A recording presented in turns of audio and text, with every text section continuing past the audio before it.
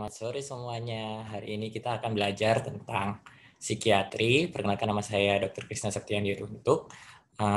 Kita akan belajar tentang psikiatri. Kenapa ini penting? Karena psikiatri ini salah satu cabang ilmu kedokteran yang nanti akan banyak kita temui di masyarakat. Nah, nanti ini sama seperti cabang ilmu kedokterannya yang lainnya, di mana pendekatannya agak berbeda nih daripada pendekatan dari cabang ilmu yang lainnya. Biasanya kan kalau yang lainnya mungkin beberapa butuh stetoskop, beberapa butuh loop. Nah, di sini kita akan belajar bagaimana sih kita memeriksa fungsi otak manusia gitu kan, atau mungkin fungsi mentalnya, lebih dalamnya lagi fungsi mental, yaitu dari salah satu dari cabang fungsi kognitif dari manusia. Nah, oke. Secara garis besar nih, ada yang kita akan belajar namanya gangguan jiwa. Nah, kalau gangguan jiwa ini adalah kumpulan gejala yang bermakna di mana itu adalah kumpulan dari gejala atau sindrom psikologis yang nanti akan menyebabkan distres atau penderitaan dan juga hendaya atau kita bilang disabilitas dalam fungsi kehidupannya masing-masing gitu ya. Di mana nanti penilaiannya ini butuh yang namanya status mental. Nah, nanti di situ secara garis besar dibagi, nanti ada yang psikotik, ada yang non psikotik. Nanti yang psikotik ada yang organik dan ada yang fungsional. Dan nanti ada juga ada gangguan mood, ada gangguan cemas, ada gangguan yang lain-lain, dan ada gangguan yang akan ditemui oleh anak dan remaja. Oke, yang pertama sebelum kita bisa mendiagnosis sindrom psikologis tersebut atau sindrom perilaku, kita penting untuk belajar tentang yang namanya status mental, karena kalau kita tidak bisa memeriksa status mental, kita tidak akan bisa mendiagnosis apakah ini gangguan apakah ini, karena kan nanti ada gangguan persepsi, ada gangguan mood gitu ya, ada gangguan isi pikir, ada gangguan kognitif. Nah, itu yang harus kita pahami gitu ya. Nanti juga dari sini akan kita tahu nih kalau misalnya dia nanti ternyata gangguan psikotik, nanti kita tahu juga arahnya, nanti kita akan memberi terapi apa. Misalnya kayak psikotik, dia akan butuh antipsikotik. Kalau misalnya nanti non psikotik, dibagi lagi, nanti dia spektrumnya ke gangguan mood yang tipe depresi kah, gangguan tipe yang bipolar kah, atau mungkin ke tipe yang cemas, gangguan cemas, karena itu akan berbeda nanti terapinya. Nah, yang pertama adalah status psikiatri. Status psikiatri ini kompetensinya adalah 4. Jadi, seorang dokter umum wajib bisa memeriksa dan bisa menegakkan ini itu psikopatologinya apa sih pada pasien ini. Nah, kalau kita melihat dari neurotransmitter dan status mental, kita bisa belajar dari teori-teori klasik ya. Kalau misalnya pada orang skizofrenia itu dopaminnya tinggi pada jaras mesolimbiknya, atau mungkin pada orang yang sedang senang serotoninnya bisa tinggi. Nah, kita bisa lihat juga di sini kalau misalnya pada orang depresi turun semua nih dopamin dan serotoninnya. Di sini juga ditunjukkan bahwa orang yang lagi stres gitu ya, itu norepinefrin atau epinefrinnya bisa tinggi. Nah, di sini kita akan pelajari yang namanya elemen status mental. Status mental ini yang kita nilai dari deskripsi umum dan perilaku, lalu aktivitas motoriknya dia, lalu pembicaraannya, mood dan afeknya, lalu pikiran, persepsi, kognisi, pikiran abstrak, pilihkan diri, daya nilai. Nah, nanti ketika ada daya nilai realita, ketika terganggu, kita bilang itu psikosis. Nah, kita akan lihat dulu ya. Yang pertama adalah aktivitas motorik. Nah, kita akan lihat gitu ya. Kita deskripsikan orang ini aktivitas motoriknya seperti apa gitu ya. Kita boleh bilang normal gitu ya, atau kita boleh jabarkan aja normal itu maksudnya seperti apa, apakah gesturnya banyak gitu ya. Kalau orang kan harusnya ketika kita komunikasi ada ekspresi, ada gerakan tangan gitu ya, ada banyak gerakan verbal non verbal gitu kan selain verbalnya, dan juga ada juga yang misalnya bradykinesia gitu kan, biasanya pada Parkinsonism, atau mungkin retardasi motorik pada orang depresi juga bisa sangat lambat tuh. Nah, misalnya juga ada hiperkinesia. Hiperkinesia contohnya pada orang yang agitasi gitu, yang lagi gelisah gitu kan. Nah, itu biasanya tidak bertujuan gitu. Atau yang ada tipe yang agresi. Kalau agresi ini ada objek atau tujuannya. Jadi dia gelisah dan ada tujuannya untuk menyerang seseorang gitu. Itu yang kita bilang agresi. Atau misalnya gerakan atau postur yang tidak wajar seperti di gambar yang ini, yang ada di kiri bawah ini ya. Nih. Nah, ini ya. Atau seperti yang ini. Nah, ini biasanya pada skizofrenia katatonik. Nah, ini yang tadi kita bilang katatonik atau gerakan abnormal tubuh. Seperti misalnya stereotipi adalah gerakan berulang-ulang yang tidak bertujuan, dan posturing itu mempertahankan posisi tertentu, atau mungkin fleksibilitas kerea, jadi di mana dia seperti lilin itu bisa bentuk gitu ya dari luar. Dan juga ada manerisme gitu, gestur tubuh yang berlebihan kayak di teater gitu ya, atau mungkin ada ekopraksia. Jadi dia gerakan yang meniru gerakan pemeriksa. Kalau kita mengangkat tangan, dia akan ikut angkat tangan gitu. Kita berdiri, dia akan ikut berdiri. Lalu ada yang namanya ekolalia, yaitu setiap kata yang diucapkan pemeriksa, dia akan mengulanginya. Lalu ada yang namanya stupor katatonia. Jadi di mana dia benar-benar tidak bergerak dan benar-benar diam gitu ya, mutisme. Nah, lalu berikutnya adalah mood dan affect. Nah, kita akan bedakan yang namanya mood dan affect. Jadi mood ini bukan emosi yang seperti biasa yang kita rasakan sehari-hari, tapi mood adalah keadaan emosional internal dan sifatnya pervasif gitu pada pasien. Jadi biasanya nggak cuma sehari dua hari gitu ya. Beda kalau misalnya kita kepikiran sesuatu yang sedih, itu kan otomatis kita akan menangis atau mungkin mewek gitu ya. Kalau ini bukan seperti itu. Kalau mood ini yang sifatnya pervasif, dalam dan lama, biasanya seminggu atau 2 minggu gitu ya. Misalnya sifatnya pun subjektif gitu ya memang ya, makanya kita harus explore ini lebih dalam gitu kan pada pasien gitu ya. Seperti contoh misalnya kita gunakan gitu apa yang Anda rasakan gitu ya, apa yang Anda rasakan gitu kan dalam seminggu ini atau dalam 2 minggu ini, pertanyaannya biasanya seperti itu. Nanti dia akan ceritakan sedih dok gitu kan. Sedihnya seperti apa gitu ya. Iya dok, sampai sepanjang hari, biasanya tiba-tiba kayak gitu ya.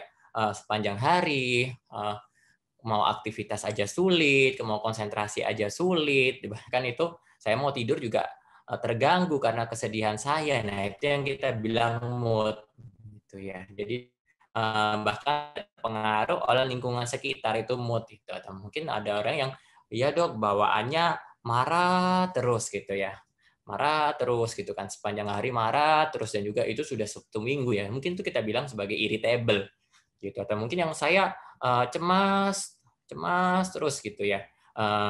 Biasanya kalau yang moodnya anxious ini biasanya tidak kepikiran apapun gitu ya, itu rasanya cemas melulu gitu ya sepanjang hari ya, biasanya yang sifatnya sepanjang hari terus lebih dari 1 hari atau mungkin seminggu gitu ya, itu yang kita bilang mood. Nah, kalau misalnya moodnya yang istilahnya kayak biasa aja, orang bilang biasa aja gitu kan, kalau ada yang sedih menangis, kalau ada yang senang bisa ketawa, nah itu kan kita bilang eutim tuh, berarti itu yang state biasanya orang gitu ya.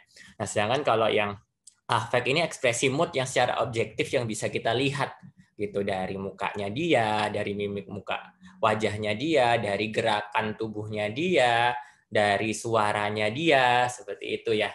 Nah, kita lihat dari kualitasnya gitu kan. Jadi misalnya kita bisa lihat afeknya dia itu luas atau gimana, atau labil yang benar-benar berubahnya cepet banget gitu, atau tumpul gitu ya. Biasanya tumpul ini pada orang skizofrenia gitu, karena mungkin terbatas pada orang gangguan mood, misalnya orang depresi terbatas mukanya kan seperti itu terus, ekspresinya sedih terus gitu ya. Atau yang mungkin datar gitu ya, datar sama tumpul ini biasanya yang terjadi pada skizofrenia gitu ya, atau gangguan psikotik lainnya. Nah, lalu juga kita lihat nih apa dia sesuai atau enggak dengan moodnya dia gitu. Jadi misalnya kalau moodnya moodnya hipotim gitu ya, yang sifatnya sedih, panjang gitu. Terus afeknya terbatas gitu ya. Misalnya melengkung ke gini gitu kan, berarti kan gini ya. Itu kan berarti kan sesuai itu. Tapi kalau misalnya dia afeknya depresi gitu ya, atau hipotim tapi dianya menyeringai gitu, itu kan tidak serasi gitu ya. Biasanya kalau nggak serasi ini kemungkinan ke arah psikotik gitu. Nah, kalau gangguan itu cocok antara mood dengan isi pikir gitu ya.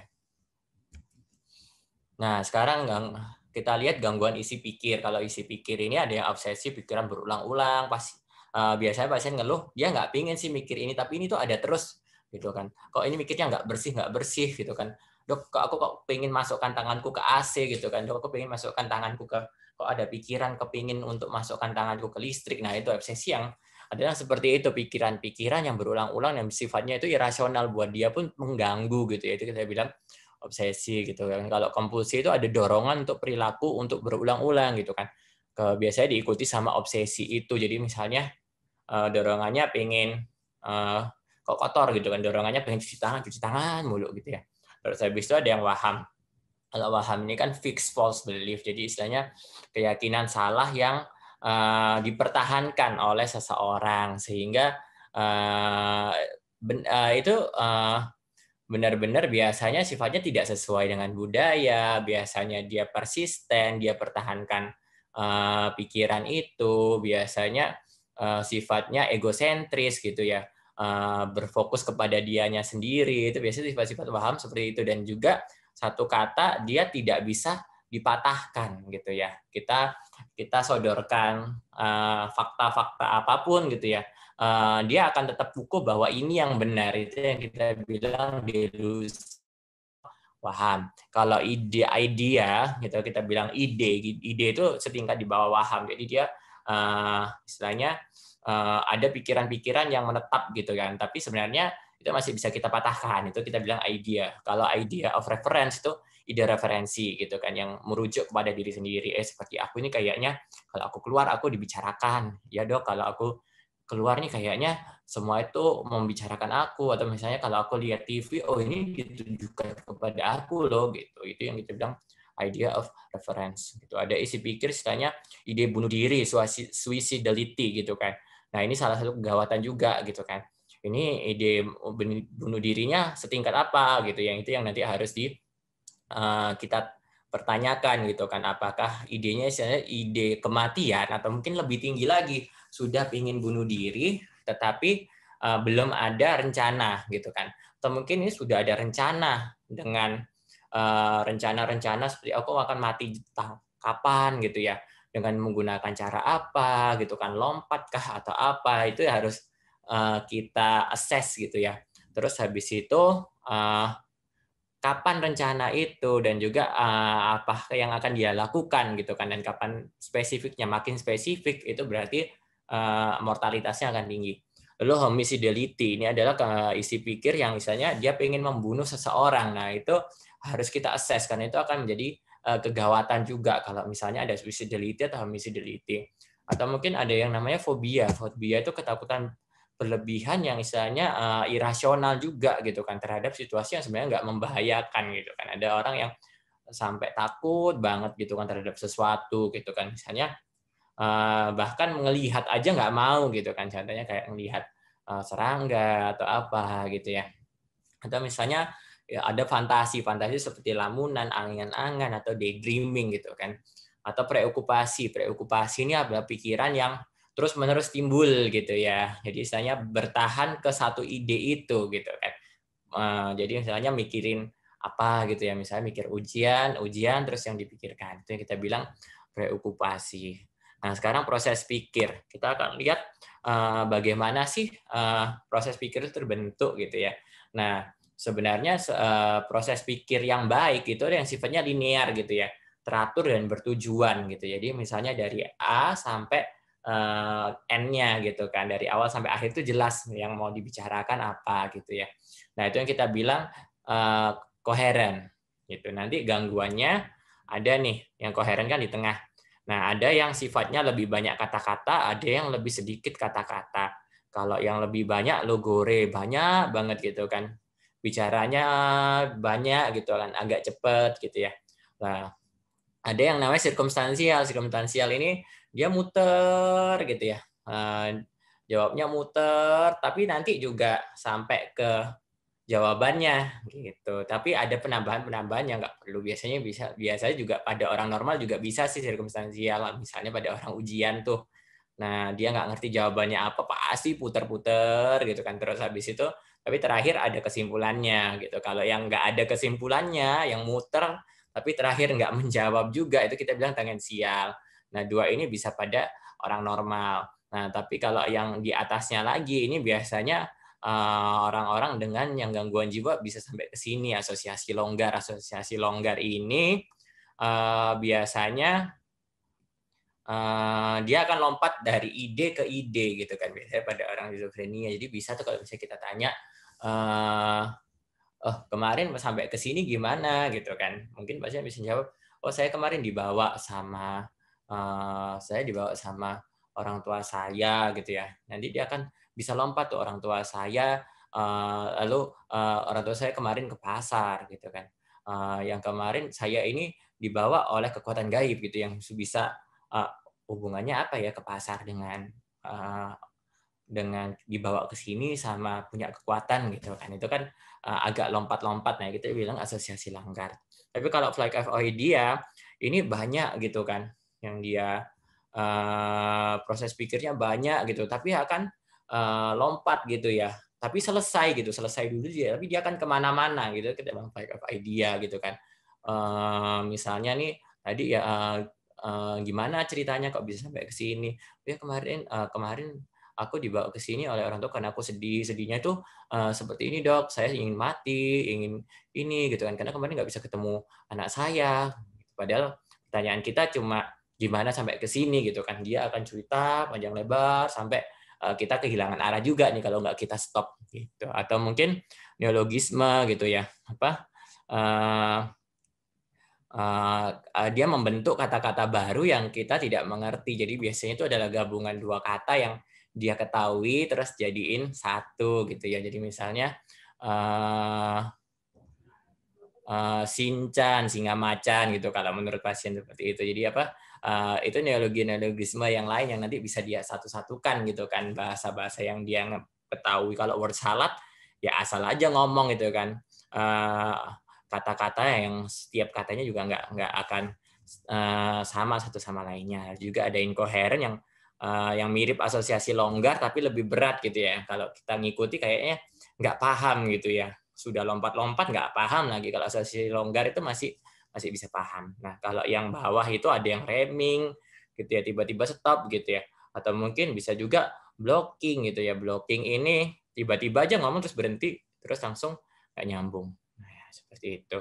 Nah, kalau yang ada juga yang poverty of speech gitu. Poverty of speech ini juga bisa pada orang yang depresi, bisa orang yang schizophrenia gitu kan. Kayaknya miskin banget ya isi pikirnya gitu ya, saking lambatnya proses pikirnya dia gitu ya. Mungkin neuron di otaknya juga lagi lambat prosesnya, atau mutisme, diem aja gitu kan. Dia ngelihat kita gitu, tapi dia ngelihat gitu, tapi kita tanya atau nggak bisa jawab. Jadi kita bilang mutisme.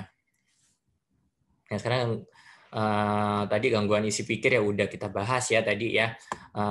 Lalu ada tipe-tipe waham nih, ada yang erotomania, dia yakin bahwa dia disukai gitu kan, atau grandiose bahwa dia adalah orang yang paling, yang temanya kebesaran. Saya dewa, punya kekuatan tertentu, saya yang paling berkuasa gitu kan, paling kaya gitu ya. Anaknya siapa, anak presiden atau apa gitu kan. Nah, atau juga ada waham yang jealousy gitu, yang cemburu. Jadi dia yakin bahwa ininya selingkuh gitu kan. Atau mungkin waham kejar. Nah, biasanya dia kayak dikejar atau jadi kecurigaan berlebihan, orang yang menjahati dia, ada orang yang mencurangi dia, yang tema-temanya itu yang persekutori gitu kan, ada yang menjahati atau yang berbuat tidak baik padanya. Atau somatik gitu, yang waham berhubungan dengan keluhan tubuh atau penyakit tertentu, misalnya di badan saya ada flu burung, ada apa ini gitu, atau misalnya di dalam ini ada paku gitu kan, atau misalnya di dalam ini ada organ saya busuk gitu. Nah, lalu kemudian ada halusinasi. Kalau halusinasi ini persepsi yang dianggap nyata, tapi tanpa stimulus eksternal yang asli. Jadi misalnya nggak ada stimulus, tapi ada persepsi gitu kan.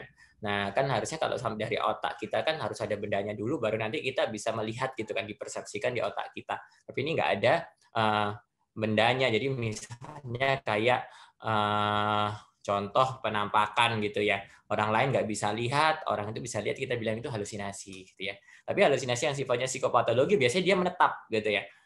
Nggak cuma sesaat, biasanya dia akan lama gitu. Nah, contohnya auditorik yang tipe commanding, uncommanding, jadi dia dengarkan suara. Nah, pastikan ketika kita memeriksa ini, suaranya itu memang terdengar di telinga gitu, bukan di pikirannya dia, karena itu akan jadi beda gitu. Kalau di pikiran nanti kan berarti gangguan isi pikir tuh. Misalnya ada pikiran yang modelnya gini-gini terus, jangan-jangan itu obsesi. Tapi kalau misalnya, iya dok, ada suara-suara di kepala saya gitu kan. Di kepala ini maksudnya gimana? Di pikiran atau terdengar jelas di telinga? Kalau terdengar jelas di telinga, itu kemungkinan adalah halusinasi auditorik gitu kan. Kalau misalnya, oh kira-kira orang lain dengar nggak tahu dok, gimana dong? Misalnya dia ada orang yang mengejek-ngejek dia bilangnya banyak suara gitu kan, ngejek-ngejek dia gitu kan. Nah, orang lain di sekitarmu gimana gitu kan? Dengar nggak suara itu?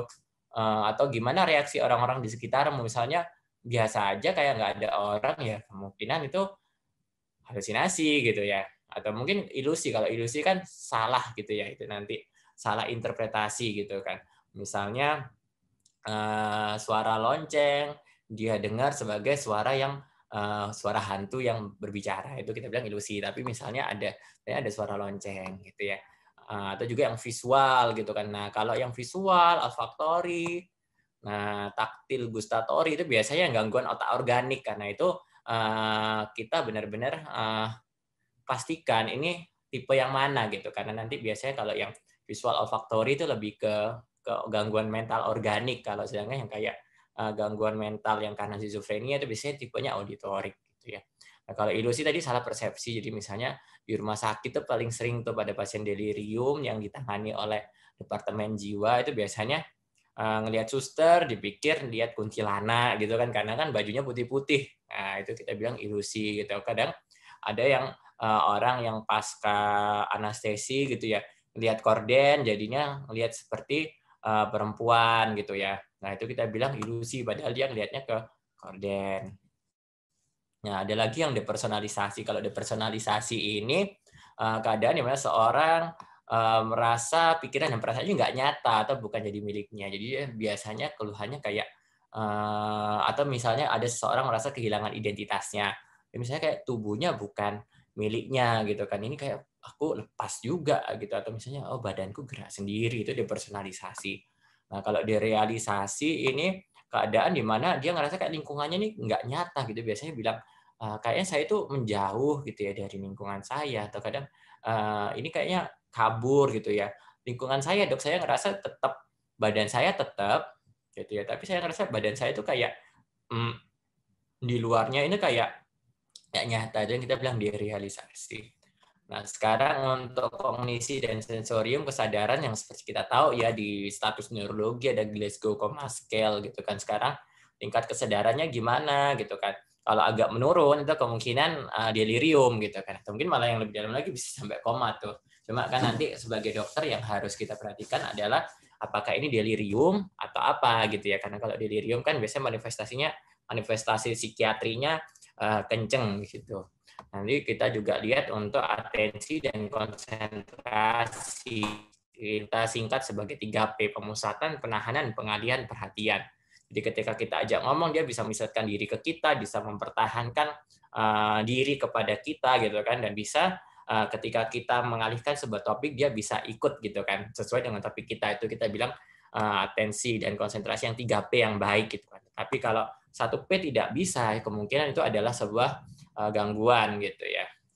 Atau orientasi ini waktu, tempat, dan orang. Nah gitu ya, bisa ditambah situasi juga sih. Nah di sini untuk melihat fungsi kognitifnya dia gitu ya. Ada memori, ada jangka panjang, jangka pendek, jangka menengah, dan segera. Ada fungsi eksekutif. Nah, fungsi eksekutif itu ada kemampuan seorang untuk merencanakan atau mengorganisir, mengambil keputusan, mengontrol satu tindakan. Dan juga ada bahasa. Bahasa ini kemampuan untuk memahami komprehensif atau mungkin kelancaran bicaranya atau mengulang repetisi dari orang yang sudah memberikan atau menyampaikan sesuatu atau mungkin memberi nama atau naming ini namanya apa serta membaca dan menulis. Dan juga praksis untuk kemampuan melakukan sebuah gerakan kompleks yang step by step gitu ya. Kan orang misalnya kalau mau nyetir itu stepnya ini. Nah, itu kalau nggak ada fungsi kognitif yang praksisnya yang baik, dia nggak bisa melakukan itu. Ada juga yang sosial kognitif, ini yang baru nih dari DSM, yaitu kemampuan untuk memperkirakan atau mengenali emosi diri sendiri dan orang lain. Gitu. Jadi kalau fungsi otaknya normal, itu dia tuh bisa tuh mengira-ngira orang ini tuh kira-kira apa sih emosinya gitu kan. Orang ini kayaknya kesannya lagi sedih, kesannya lagi ini. Nah, itu tuh kita bilang sosial kognitif. Ada juga fungsinya ada theory of mind, itu memahami dan memperkirakan isi pikiran diri sendiri dan orang lain gitu kan. Oh, sebenarnya aku mau itu ini loh gitu kan. Itu yang theory of mind. Oh, kayaknya dia mikir seperti ini gitu kan. Kayaknya itu ya. Itu kita bilang kemampuan kognitif sosial gitu ya. Atau mungkin perseptual motorik. Jadi kalau perseptual motorik ini visual spasial, kemampuan perkirakan 3 dimensi, bisa gambar kubus dan kawan-kawan. Ya. Karena kenapa kognisi dan sensor ini penting? Karena ini akan kira-kira gangguannya lebih ke demensia nggak ya gitu kan, dia marah-marah nih, ada halusinasi, tapi ini dia ke arah kemana sih diagnosisnya? Jangan-jangan gangguan mental organik gitu ya. Kalau gangguan mental organik biasanya ada gangguan di kognisi ini. Nah, meskipun memang nanti pada orang dengan gangguan mood skizofrenia yang berkelanjutan bisa menyebabkan gangguan kognitif juga gitu ya, karena patologinya juga di saraf. Nah, kalau daya tilik atau insight ini pemahaman pasien tentang dirinya gitu ya. Apa yang dialami, dirasakan termasuk tentang pemahaman tentang penyakitnya dia. Nah, misalnya ada yang satu itu yang biasanya tanpa insight gitu ya, benar-benar dia ngerasa nggak sakit, atau sampai ke 6 yang full insight gitu, di istilahnya dia sadar penuh terhadap penyakit atau disertai motivasi untuk perbaikan. Saya 6 itu yang bagus banget. Kalau daya nilai, kemampuan individu untuk membuat keputusan bagi dirinya, misalnya ini uji daya nilai ya, biasanya berkaitan dengan norma sosial. Jadi tindakannya dia ini bisa nggak dia bertanggungjawabkan ke depannya, itu kita bilang uji daya nilai. Nah, kalau kemampuan realita ini dapat membedakan mana yang nyata atau nggak nyata. Jadi misalnya kayak contohnya kayak ini ya, ketika manusia itu tidak bisa membedakan apakah ini ada di dalam pikirannya atau di luar pikirannya, itu kita bilang ada gangguan dari kemampuan menilai realita. Jadi misalnya ini nih, ini beneran nggak sih atau cuma fantasi aku gitu kan. Nah, misalnya contoh halusinasi itu sudah gangguan daya nilai realita gitu ya. Nah, dia nggak bisa membedakan antara oh ternyata ini kok di telingaku gitu ya, gitu. Nah, atau juga kita bilang waham, ketika ada waham itu kan kita bilang ada itu gangguan daya nilai realita, atau mungkin ketika ada daya tilik buruk itu kita bilang adanya kemampuan gangguan dalam menilai realita. Oke, demikian status mental gitu ya, status mental, bagaimana cara kita menilai status mental.